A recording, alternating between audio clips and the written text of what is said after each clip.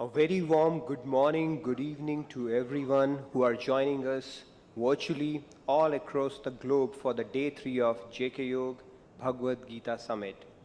It is a great honor for me to introduce Dr. Swamini Svatmavidyananda Saraswati to you. Dr. Swamini Svatmavidyananda Saraswati has taught at several universities nationally, including UC Berkeley.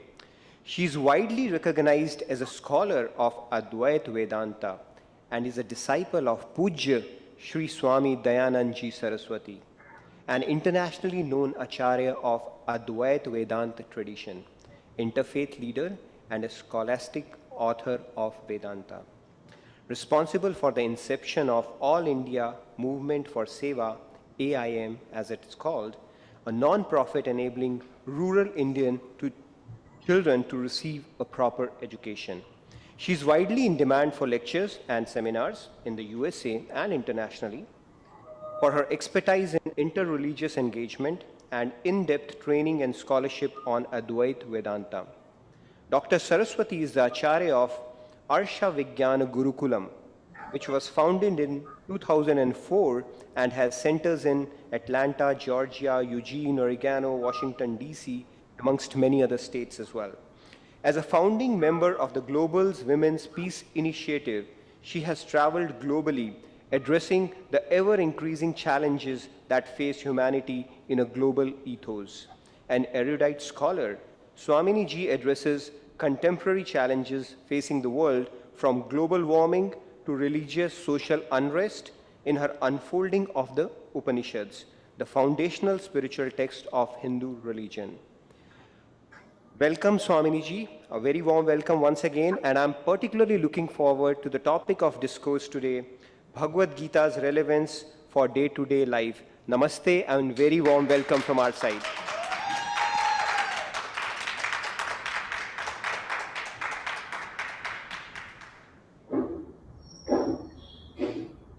ॐ सहना भवतु सहनौ भुनक्तु सह वीर्यङ्करवावहै तेजस्विनावधीतमस्तु मा विद्विषावहै ॐ शान्तिः शान्तिः शान्तिः.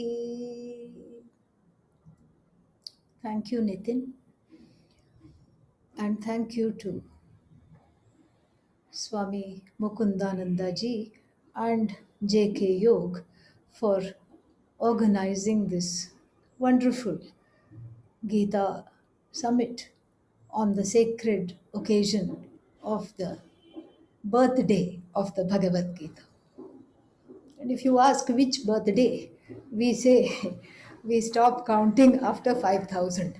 After that, it really doesn't matter because the message of this Bhagavad Gita is so timeless that we can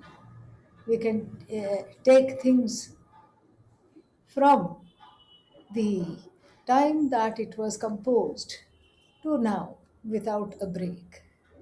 And this is because human beings more or less are the same.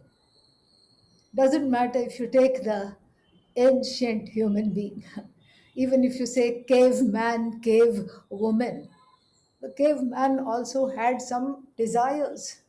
Today I will go out and catch something in order to feed the family. Maybe this is what the caveman thought. And then the caveman went out hoping to get a big animal to share with the whole family. And one day he was lucky and came back to the cave with lot of spoils. And then another day, unlucky, could not even get a small squirrel, outdone by life and dejected, feeling rejected, alienated. And of course, when he comes back to the cave, the family members are also not very happy. So, feeling dejected and rejected by all, having a sense of alienation and sorrow. anxiety. This is all human capital. This is not something that, it's a modern emotion. Alienation is not a modern feeling, neither is sorrow nor anxiety. We dress them up in medical, terminology. We call it depression. We call it generalized anxiety disorder. We call something chronic fatigue. This is not, even though we dress it up in modern lingo, medical lingo, social lingo. It is not. This is a time old issue, timeless issue. And this is where the Bhagavad Gita comes into the picture. Because human beings, wherever you go, are the same. And if you look back in time, it is still the same. And nowadays it's the aspirations have become much more sophisticated, and the desires have taken on more and more complicated hues, but still it is the same. The basic human being to whom the Gita's message is addressed is still very much the same, and therefore it is very pertinent. And from the view of the Bhagavad Gita, the we can divide this text into basically giving two messages, two kinds of teachings. And this was very nicely summed up by the previous speaker, Swami Sadatmananda ji, who gave such a wonderful, comprehensive, eloquent, and deep introduction to the whole text, that it has in fact made my task today very easy, much easier, because I can just follow up and build up on many of the things that have already been addressed by him and other speakers. So basically, the teaching that is given by the Bhagavad Gita can be divided into two. This follows the division in the Veda also. Veda also is divided generally into two portions: karma portion, karma kanda, Her voice is coming. karma portion, and then we have jnana portion, तुमको मेरी knowledge. आवाज यहाँ नहीं आ रही. So the karma portion, the portion that deals with karma, deals with question of act No, Zoom is good. and their results. Our internet. There are certain actions and there are results, and then it is basically how we have the karma portion. And then we have the portion that deals with knowledge. And if you ask what knowledge, it is the knowledge of the self. It is the knowledge of the self, and it is the knowledge of oneself as non separate from Bhagavan, as non separate from the whole Jagat, as the truth of everything. This is what is called the Jnana portion. In the Veda, these two portions are very much there. Each one, the karma portion, connects to the jnana portion. How? Because in the beginning, one is a doer, one is an actor. Why is one a doer? Why is doing so attractive? Doing is very attractive because one is interested in harnessing, commandeering the results of action. One wants something. So karma is for the sake of bhoga. No other reason anybody would do anything in order to get something. And that something could be something material, or it could be something esoteric, or it could be something like fame, name, some accomplishment, or it could be something material. I want this particular thing, and so I'm going to earn some money and get it. It could be, as basic as that. So, a human being is a compendium of desires. This is what we understand from this. The karma portion of the Veda and in the Bhagavad Gita also addresses the human being who is just a walking encyclopedia of desires. That is why the karma portion is huge and the jnana portion is a slim pocket book. Keno Upanishad, 2 pages. Ishavasya Upanishad, a page and a half. Like that. It's all very, very concise. But here is where the purification is needed because these desires are huge. One more misconception of texts such as Vedanta texts such as Upanishads or the Bhagavad Gita is that we have to control our desires. Desires and spirituality don't go together because desires are bad and they have to be controlled. They have to be removed. What will happen if we do that? I remove this desire, I remove that desire, I have to remove desire, I have to remove desire. Then you are stuck with one desire. What is that desire? I have to remove every desire. Iti, that desire you are stuck with. And so, therefore, this, Bhagavad Gita's contribution to the day to day life is in desire management, not in desire control. And from the Bhagavad Gita itself, the modern parlance has branched out to other things like anger management. Nobody says anger control, it is anger management. And so, too, in the same spirit, it is desire management. The management of the desires called in the Bhagavad Gita raga and dvesha, that is the majority of the teaching in order to prepare oneself. And this is mimicking the first portion of the Vedas, which is called the karma portion, because the person being a walking talking encyclopedia of wants is not available for any kind of knowledge. If for such a person who wants a car, who wants a color TV or something, so some other thing, whatever one wants, who wants fame, who wants to accomplish, who wants to be the best, east or west, who wants all kinds of things. If you start telling the person that you are Bhagavan, you are one with Bhagavan, that knowledge will boomerang back to the teacher. And so the Veda understands that, so does the Bhagavad Gita.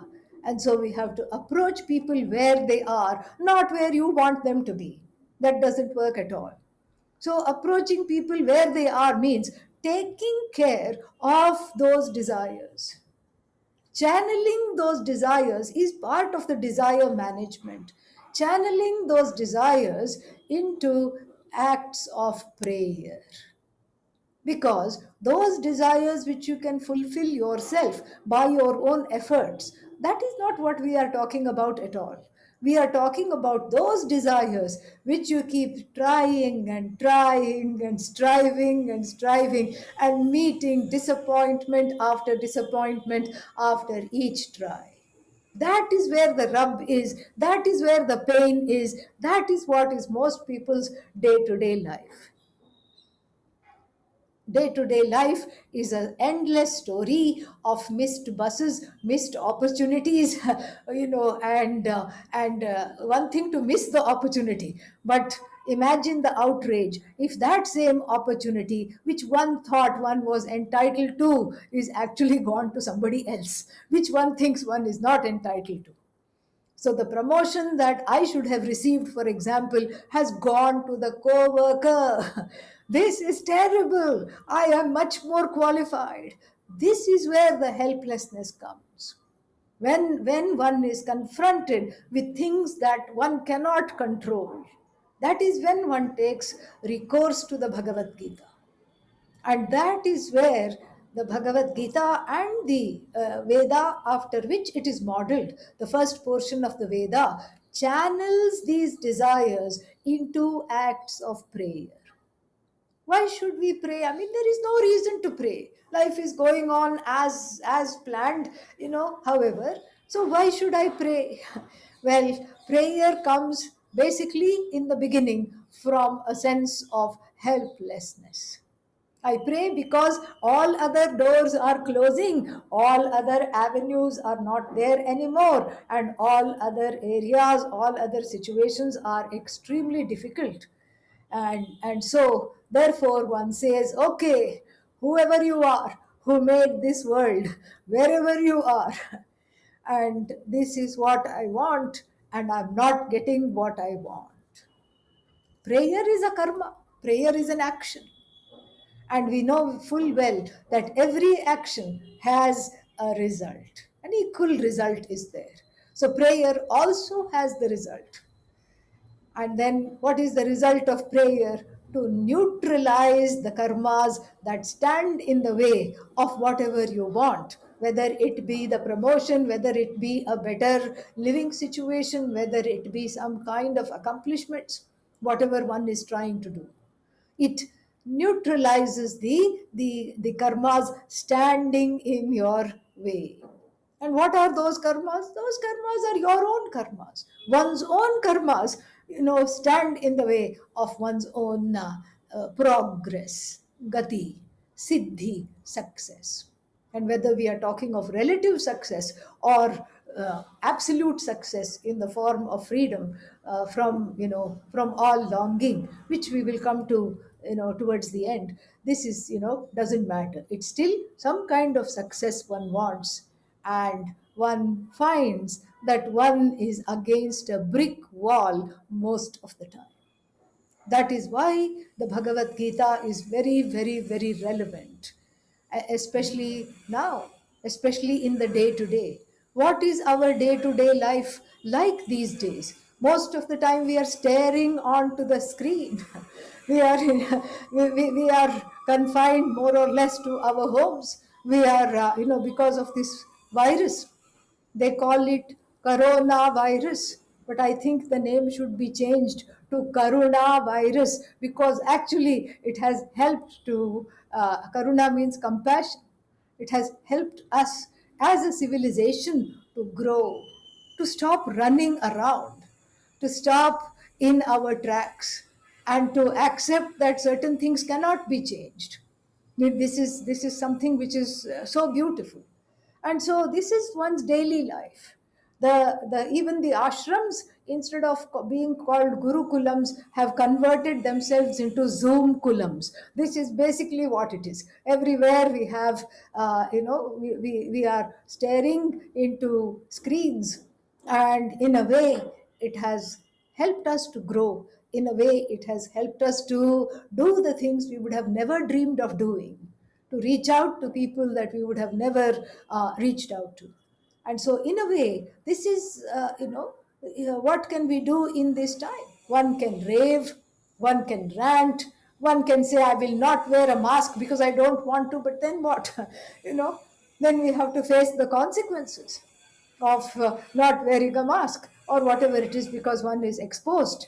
And so, like this, there are, this is some way in which the Bhagavad Gita is more relevant today than at any other time, because the need is extremely great. The need of the hour is so great that there is no other option but to see what it has to tell. So there are some messages which are very relevant, and we will be just talking about that just briefly. The first one is to understand the concept of prayer and surrender, first coming out of a sense of helplessness, artha bhakti, in some sense of I don't control anything and I really want this. So it's a prayer that says, give me, give me, give me, give me this, oh Lord, give me this. Bhagavan says, Tathastu. But some prayers, people tell me, they are not answered. Well, how come my prayer is not answered? Well, it is answered. Sometimes the answer is not yet. Sometimes the answer is no, go do something else. This one you will not have. But we are not ready to take no for an answer, so we think the prayer is not answered. So the first message is one of surrender. We are dragged to a place of surrender, as this pandemic has shown, out of sheer helplessness, out of sheer worry and fear of the unknown. And so we learn surrender. And on the heels of surrender, the second teaching which of the Bhagavad Gita, which is relevant in the day-to-day life, is to accept the things that we cannot change. This is part of what is called even the serenity prayer. Oh Lord, give me the ability, give me the grace to accept the things that I cannot change, to change the things that I can change. Give me the courage, but give me the ability to accept that which cannot be changed. Why can't it be changed? Well, two reasons. The immediate reason is one's own karma. This is that one's own karma is the manifestation of the law of Bhagavan, which includes your karma. That is the second reason. It's a manifest law, it's the law of karma. And so, therefore, you are not able to change something. And what other option is there?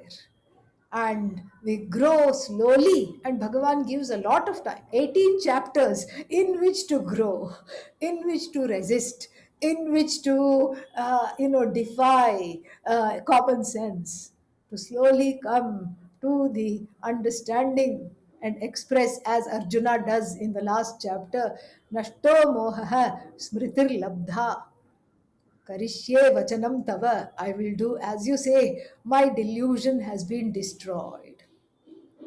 In fact, the Bhagavad Gita doesn't have to be 700 and odd verses. In fact, the whole teaching is summarized in the second chapter itself. It has the entire teaching. It has the way, of life. It has lessons in surrender. It has lessons in acceptance. And then it also has the vision of oneself as whole, free, limitless. And this is, this it's all already there. But then there is the third chapter, because Arjuna doesn't want to fight the war. He's resisting, and he says, if the point is knowledge, why are you putting me to this horrible karma of fighting the war? And the same question comes in a new dress in the fifth chapter. And then again, Arjuna says, at the beginning of the fifth chapter, I just want to renounce. Tell me, what is this? What is this? What is being a sannyasi? Tell me about sannyasa. Then again in the 12th chapter, who are more dear to you? Those who are able to see you as formless, and or those who worship you as forms? Same question. Again in the 18th chapter, same question. What is tyaga? What is renunciation? What is knowledge? What is the connection? Same question. That is why the Bhagavad Gita patiently, in the Bhagavad Gita, Lord Krishna, Bhagavan Krishna, patiently unfolds the teaching, which is repeated time and again, which is repeated again and again, so that it washes away the non-acceptance, it washes away the resistance. In other words, the teaching itself neutralizes all the raga and dvesha, suspends them at first, and in a very ingenious manner. And so, therefore, the Bhagavad Gita, the teaching, in addition to surrender, the next teaching is that of acceptance. And what is this acceptance? Acceptance is called in Sanskritam as prasada buddhi, taking things as prasada. And this is there in temples.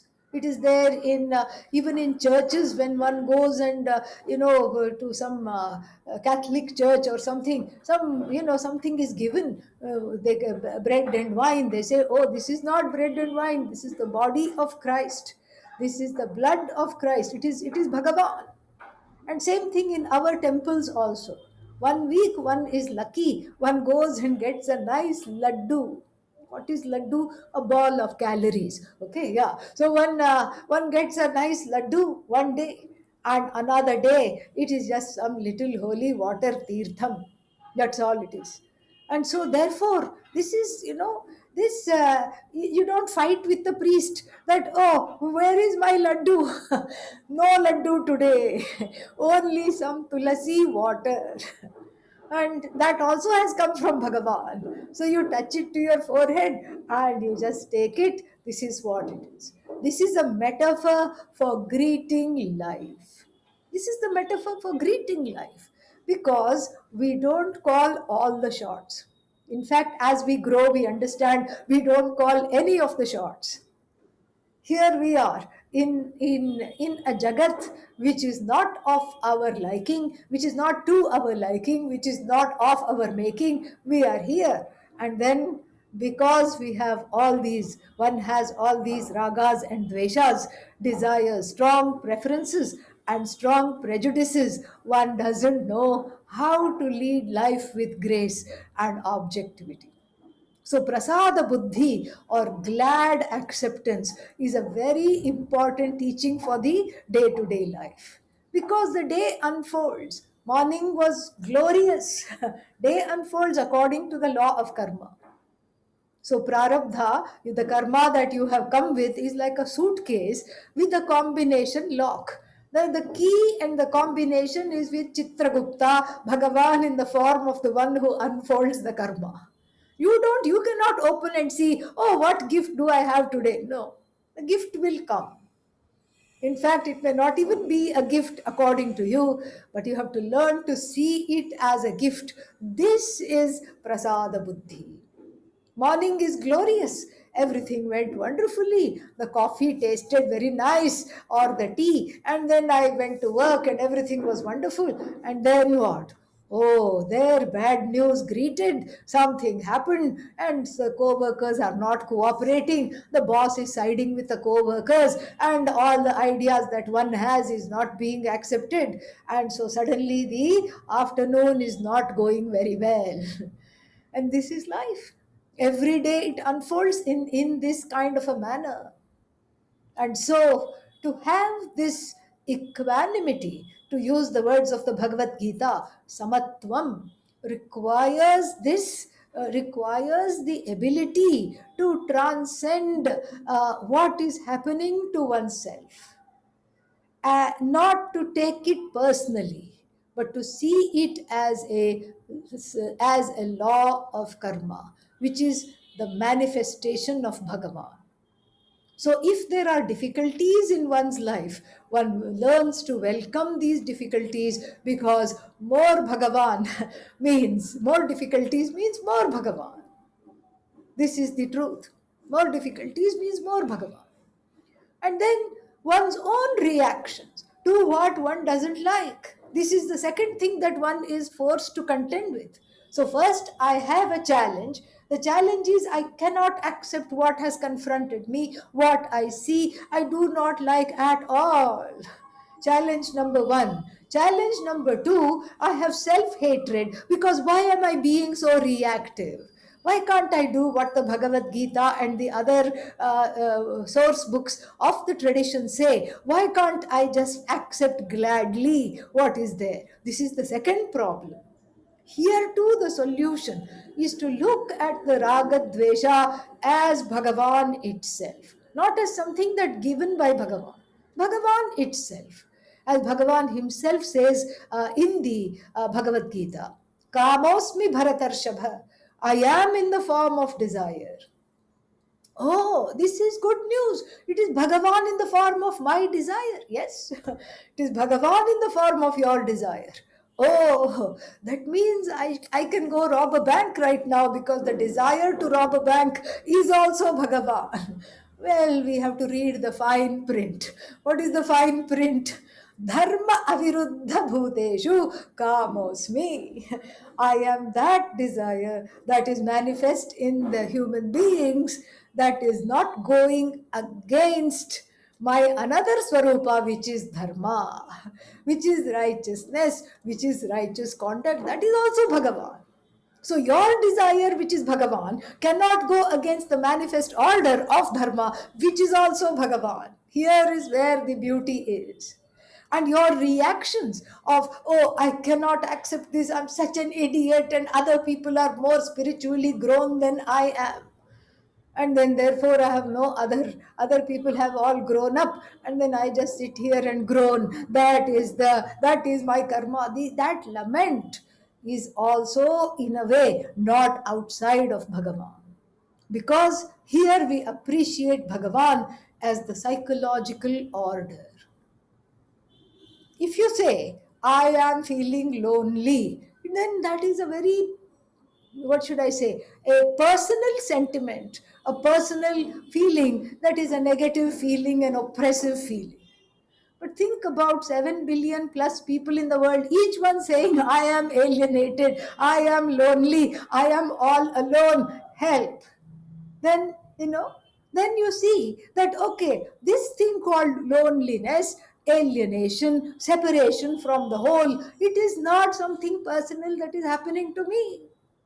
It is a universal manifestation, given that there are raga dvesha in every head. Sarvesham buddhau raga dveshau vyavasthitau.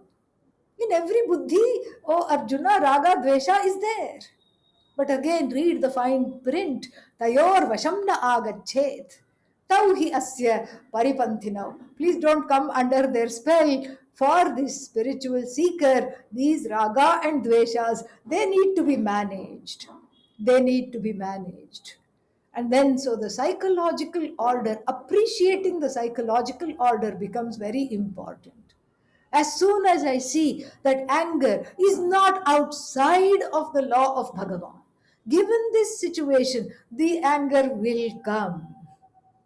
This is a law. And given this particular background, where the primary caregivers of a particular child became primary caregivers, and then the child grew up to feel all upset, alienated, abandoned, neglected, that is also part of the law. The ability to right this wrong is also part of the law. The ability to not come under the spell of the raga dveshas, also a possibility in the law of Bhagavan, which is Ishvara. This is what it is. So my own mind is a manifestation of Ishvara, where there are certain reasons why there is anger, why there is desire, why there are core issues, why there are childhood issues which come and eclipse the way I look at present day situation. There are reasons for that. And when we accept those reasons, that is when the step towards the healing, the step towards assimilating the teachings of the Bhagavad Gita begins. So we have surrendered. And then what else did we talk about? We talked about acceptance, acceptance of what cannot be changed, acceptance of the situation, and then finally acceptance of one's own reactivity as a law of Bhagavan. And in fact, we should just say manifestation of Bhagavan. It's all the manifestation of Bhagavan. Everywhere is Bhagavan in everything. So one's ability to act is Bhagavan in the form of the law of karma. One's ability to receive the results of action is also Bhagavan. And so therefore, the third teaching that is relevant for our day-to-day life, the third teaching of the Bhagavad Gita is to consciously disidentify, consciously begin the process of strategic disidentification from the misapprehension that one is the actor, that one is in charge, that one is in control, because that does not bode very well. To be in control is not very nice at all. To be in control is not very, it's not a good position. Why? But I want to be in control. What do you mean to be in control is not a good position? Because you're really not in control. That is why people have control issues, because one feels helplessly and completely out of control. That is why there are control issues. And the solution here, according to the teaching of the Bhagavad Gita, is to bring in Bhagavan as the proxy actor. You are the karta. You are the one doing this, not me. And Bhagavan tells as much in the 11th chapter to Arjuna. Nimitta matram bhava savyasachin. Oh Arjuna, the one who you think you are ambidextrous, you can shoot off arrows with one hand and the other hand, you don't have a dominant hand like most people. You are so skilled, but still be the instrument. Be the instrument, not the agent. You are not the agent of action, you are the instrument. And so, in this is a wonderful teaching because we learn to bring in Bhagavan as the proxy actor. This is something that is there ingrained in childhood in everyone who has grown up in India or grown up with Indian parents. Because if supposing you praise somebody, oh, you are such a good musician. Oh, they will say. They will be feeling happy inside, no doubt. Oh, you have acknowledged my talent. But they will say, it is Guru's grace, it is God's grace, it is my mother's training. They will acknowledge something other than themselves. This is ingrained in the tradition. This is what is ingrained in our day to day life, because seeing oneself as the agent is giving an invitation card to all kinds of troubles. Two examples of the troubles: one is wrought with guilt, all kinds of guilt. Why did I do this? Why didn't I do this? How could I have done this? How didn't I do this? I should have known better. Oh no, I messed it up again. So karta is equal to guilty. Karta means I'm inviting guilt. And if I identify as the karta, I'm inviting one more thing. And what is that one more thing? Hurt. I did so much and nobody is acknowledging. I did so much and it all went to waste. I did so much, nobody even said thank you. So, being a karta, identifying as the karta, as an agent of action, is just bad news. Why would I want that? So therefore it is expedient. It's very expedient to say, oh Bhagavan, you are the Srishti Karta, you are the maker of the whole universe. In this universe you have given me this body mind sense complex, this ability to act, this ability to have desires. Lead me, take me, and help me to do whatever is your will. Let my will be in tandem to your will. This is basically what the teaching is to understand, is to invite Bhagavan. You don't have to invite, but then it is just as though invite Bhagavan to be the actor. Bhagavan is laughing because Bhagavan is already the actor, but still we are saying, I renounce the concept of doership. You please guide me. So if I am not the agent of action, it then logically follows that I do not generate the results of action either. The results of action are given to me. My own karma is gift wrapped, recycled, and given by Ishvara to me to have and to enjoy. And I have no other go other than enjoying them, other than learning to accept the results of action gladly. Maybe in the beginning it is not gladly. It is say, oh, prasada, one cries. But that's okay. As long as we see it as prasada, there is great growth. The possibility of growth is there. And therefore when one practices like this, one finds that one is less reactive, more responsive. This is the prasada of this the teachings of the Bhagavad Gita, what we can look forward to in our everyday. One becomes less reactive, more responsive. There is an inner space between one's emotions and the wisdom that one commands. There is an inner space between the sakshi, the witness, and the raga dveshas, and the recalcitrant and difficult to manage raga dveshas, which are jumping in and out, up and down inside the antahkarana, inside the mind, heart, etc. There is inner space. There is more relaxation. Because it's all in the hands of Bhagavan, one need not be stressed.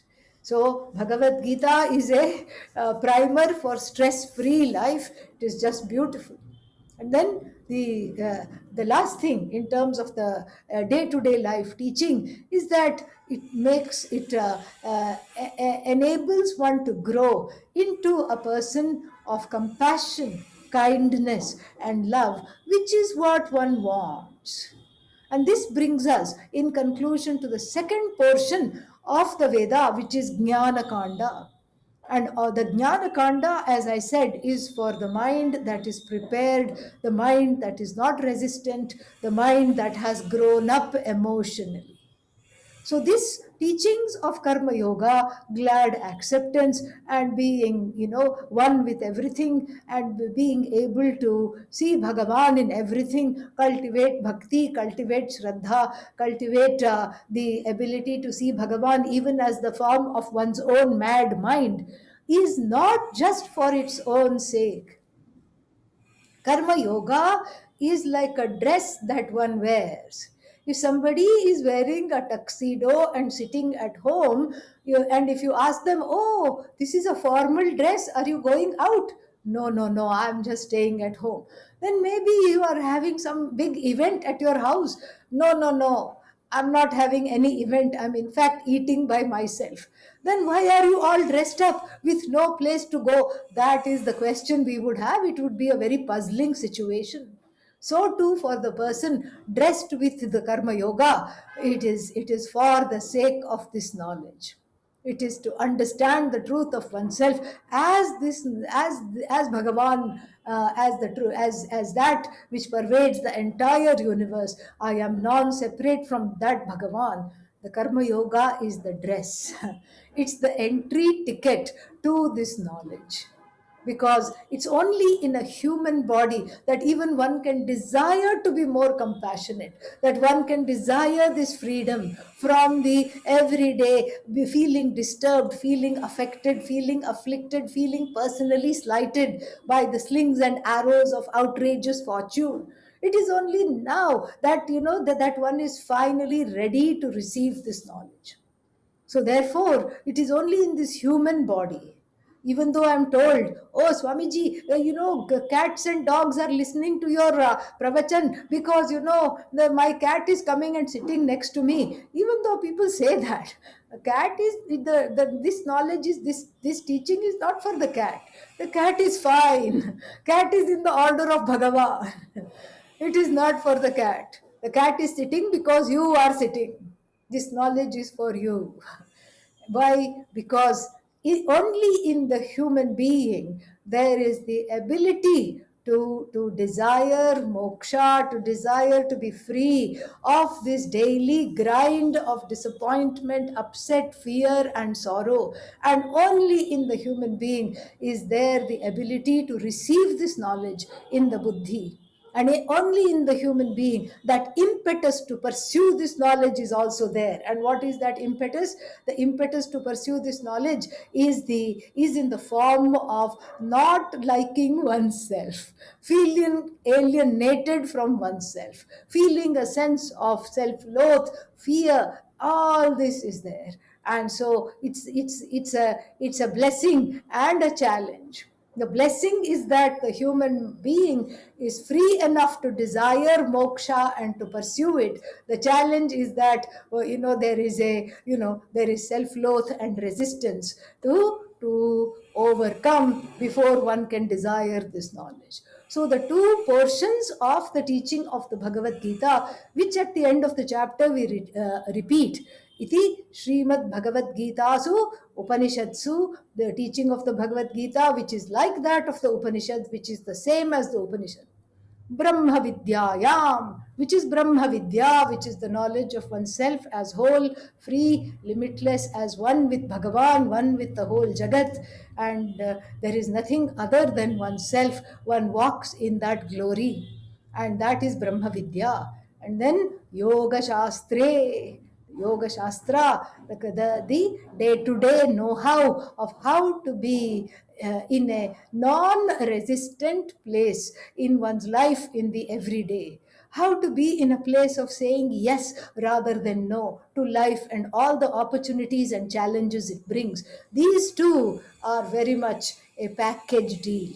You cannot have moksha without karma yoga. And yes, you can have karma yoga, but if after karma yoga you don't pursue moksha, it is like being dressed up, all dressed up with no place to go.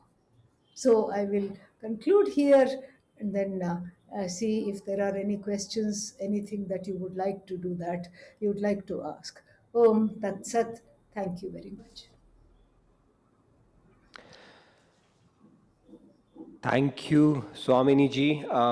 I am spellbound, hearing, and I'm sure the audience is too, hearing these pearls of wisdom that you stitched together so nicely, like a garland, and explained it so lucidly, so easily with beautiful analogies. If I were to quote in Hindi, it is like putting a sagar in a gagar, with the limited time that we had.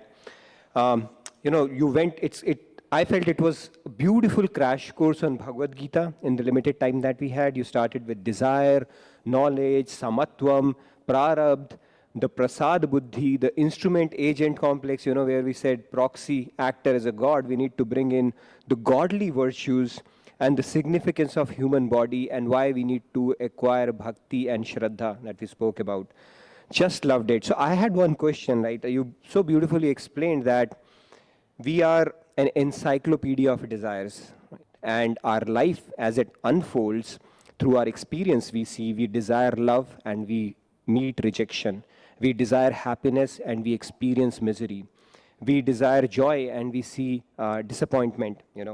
So it keeps on unfolding and we keep on falling to the trap of this raga dvesha, as you explained so beautifully. So why is it so difficult for us to overcome this default setting, where our mind, even though our experience tells us it is not giving us the happiness or the satisfaction that we are seeking, we still keep falling prey to it. So if you can just expound on that a little more. Yeah, in fact, Swamiji. this is the question that Arjuna also asks in the third chapter. you know, अथ केन प्रयुक्तेन पापं चरति पूरुषः अनिच्छन्नपि Varshney बलादिव नियोजितः. So even without desiring, anichannapi, how come the person pursues, person falls into wrongdoing? How come? And so this is, we can just say that the root cause of this is not knowing the glory of the self, not knowing that I am already what I seek. I am already what that which I seek is Bhagavan, that which I seek is freedom from sorrow. I am already everything that I want. So if that is not known, then that morphs into desire. And desire does not let us keep quiet. Desire morphs into action, and action into results of action. So you have a loop. These days there is there is this trend of having family tree. So if we do a family tree for avidya, this is what it would be. So first we would have avidya. This is the matriarch, because avidya is feminine, that's why. So she is the matriarch. Then she has a son, kama. Avidya brings kama. The son has now avidya has grandson. The son has a son, because kama puts pressure to act. So from kama we have karma, and karma has twins, results of action which are two in number, papa and punya. And then after that we have punarjanma, because the encyclopedia of desires from A to Z doesn't finish in this life. It is carried over. It is one place, when the body departs, it is one place, the final flight, where you are not charged for your baggage. You say, oh, I have one more suitcase of desire, bring it on, it is free, take it to the next life. So This is why we need these teachings. This is why we need satsang. This is why we need to grow along with others, because the problem is alienation. That's why when we see that other people are also studying this, other people are also reading the message of the Bhagavad Gita, there is less alienation. You don't feel so crazy. So this is one way to slowly grow together. Thank you so much. I think it sheds a lot of light on this topic. I have a follow up question on that as well. So, Bhagavad Gita teachings, like you said, these are timeless teachings, and they have the ability to take us from where we are, not where we intend to be. Right? So it paves the entire roadmap, like Lord Krishna has explained throughout. So, how would we tell a scientist or people with scientific temperament, especially today's youth, on to accept the truths of spirituality, like in Bhagavad Gita or Vedant, we have on face value? If you can just explain that, that is a common challenge. I believe a lot of parents here in Western world they face. So if you can expound a little bit on that. Nitin, you have asked a very important and a wonderful question. And this is indeed a challenge, because one starts to think that one must make what is spiritual, whatever we call is spiritual, into something that is scientific. That is not, those are two different pramanas. Those are two different means of knowledge. Science is based on inference, and the teaching of the Bhagavad Gita is not based on inference. It is its own means of knowledge. And it is easier to accept inference because it is dependent on pratyaksha, another means of knowledge, which is the five sense organs, which with I see and I hear, I taste, I pick up smells, etc., I touch. These is what, this is the root of all inferences. So inference, if we could infer that there is Ishvara, if Ishvara becomes the subject matter of inference, then Ishvara will become finite, because whatever you can objectify, whatever you can infer is finite. And still one is craving for the infinite. So therefore, you see, you cannot trap Ishvara in a box or in some kind of a category.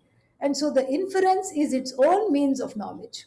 Science is based on inference, so science is its own means of knowledge, and this is a means of knowledge. The Bhagavad Gita Upanishad is a means of knowledge which gives you that which cannot be had with any other means of knowledge. This we have to understand. Just like eyes are important in gaining the knowledge of forms, colors, you cannot substitute that. This is a fact. And so I cannot say, oh, today I'm having blurry vision, so let me see the color of this flower using the ears and put the flower next to the ear. Nothing will happen.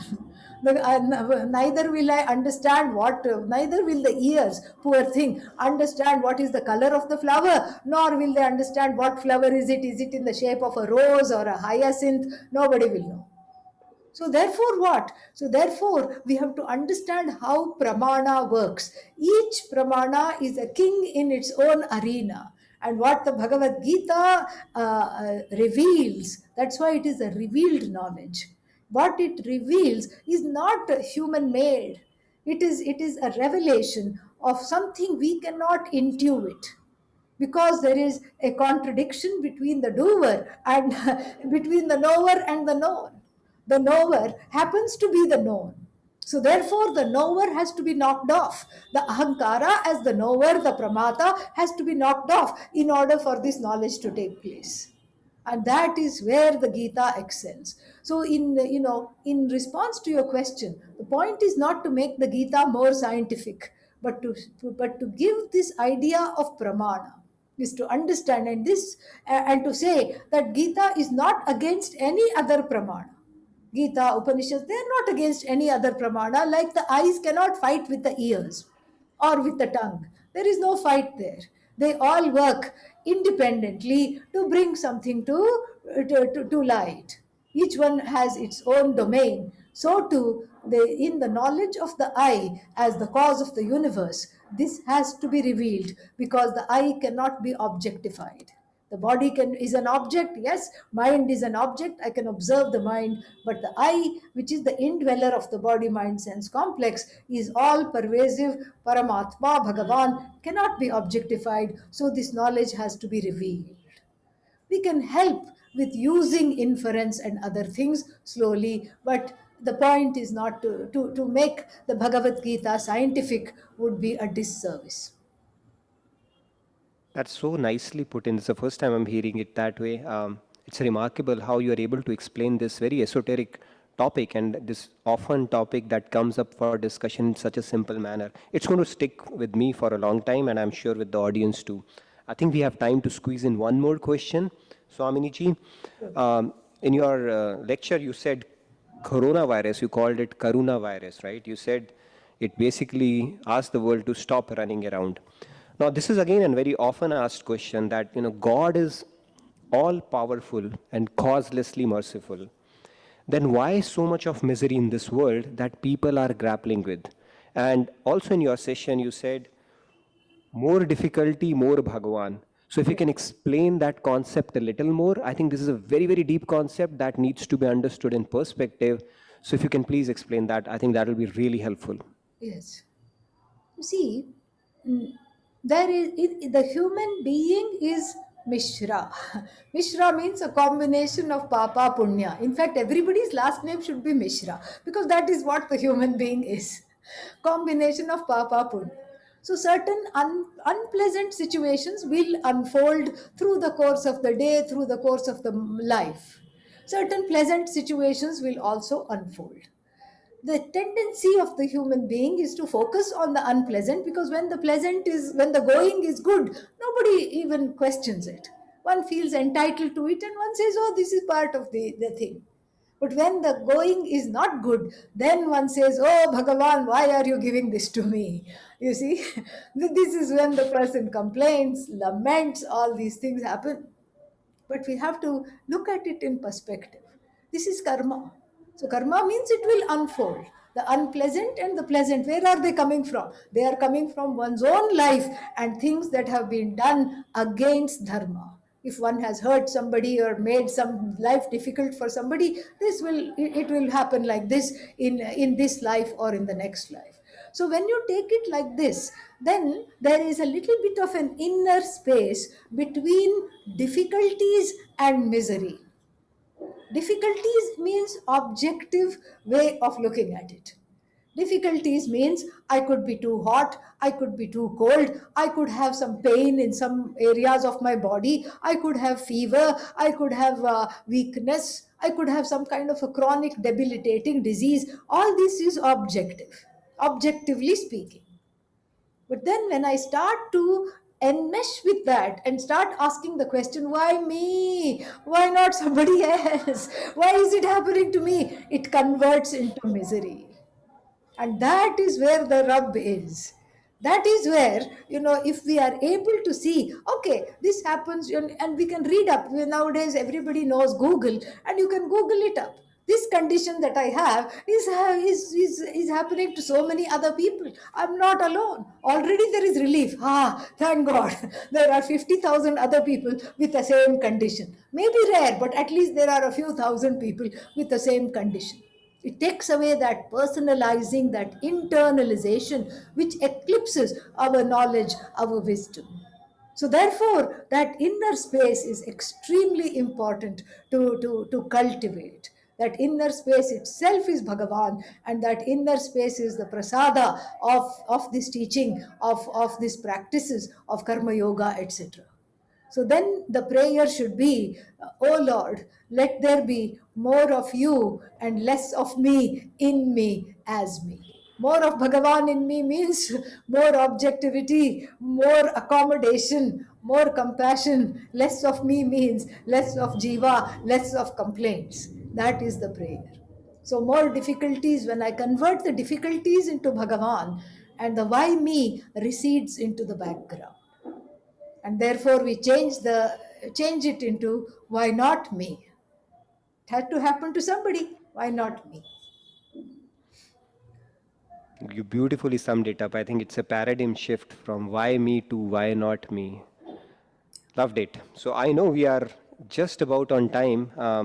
You know, I have derived a lot of inspiration from this wonderful lecture of yours, and I'm sure our audience would be thrilled today. Thrilled, I think, is an understatement, I would say, by hearing this amazing and yet, how simply you have been able to explain some of the very, very profound and esoteric concepts of Bhagavad Gita for daily living. And I must say that, it has been absolute delight and a honor to have you on our session. And we look forward to more such sessions with you in future. So that we can hear more about the practical applications, because Bhagavad Gita is normally related as a scripture, rooted in idealism. And I think you shed a lot of light on it, what practical relevance it has, and lot of tools, wealth of information that you presented. It was amazing. I mean, can accept our gratitude from the core of our heart from the entire JK Yoga team on this. We wish you the very best for the great service that you are rendering to humanity by disseminating this divine knowledge. And thank you once again so much, Swamini ji. Humble pranams from our side and from JK Yoga's team for gracing us with your presence in today's session in our JK Yoga Bhagavad Gita Summit. Thank you so much once again for that. Thank you to you, Nitin, and for the kind words, and to the organizers of this wonderful summit. All I can say, it is Guru's grace, it is Bhagavan's grace. We are just there, try to go with the flow. Happy to be of service. Thank you again. Om Tat Sat. Thank you so much. Thank you so much. Radhe Radhe.